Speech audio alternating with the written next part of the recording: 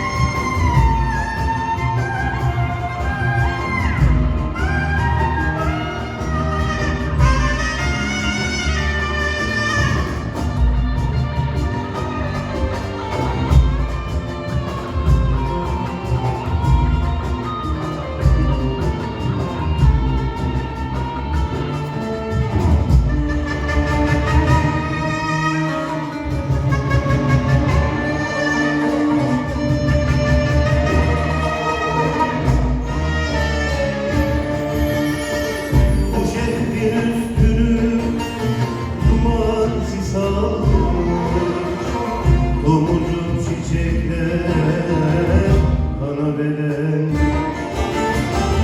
dağlar çiçek açmış, usta ertaş, umudun goncası kan çiçek.